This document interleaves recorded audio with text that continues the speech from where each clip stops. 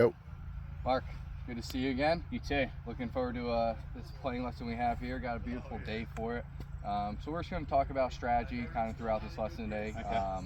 Kind of hit on some key points that we're working on with the range as well.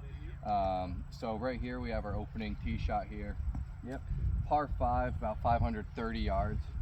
Even though this tee shot seems like it's open, we can see here, we got trees lined up the left side, trees lined up the right side, right? Yep. Par 5, we want to take advantage of it, try to make a birdie, right?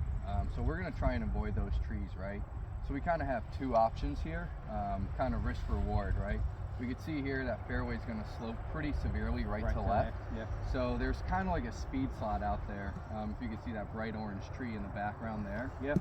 That's kind of the angle for the speed slot necessarily that we're going to get, downhill slope once when that ball hits. We're going to get some extra roll out of it. Course is pretty firm right now. So that's kind of our go zone, if we're trying to get this ball on in two, right? Okay. Vice versa, if we don't want to go for it in two, like I said, 530, we got a little wind into us, so that's going to hold us back a little bit.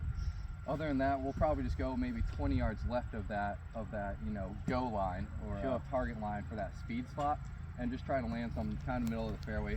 Essentially just kind of off this fescue right here off the tee box. You know? I mean, my go-to shot off the tee is really a little draw. You played me a couple of times. Yeah. You've seen. Yeah. I'm not the longest hitter, but right. actually I've been working on the fade lately, like a little pull fade. Yep. And I don't think I'm getting there in two, so I'm almost picturing a baby fade, holding it up against the slope. If you like that play, like starting down the left center, maybe a little fade coming back into play.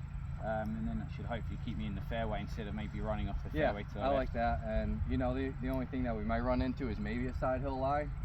But if we do run into that, then we could kind of go over that and touch up on that if we have to.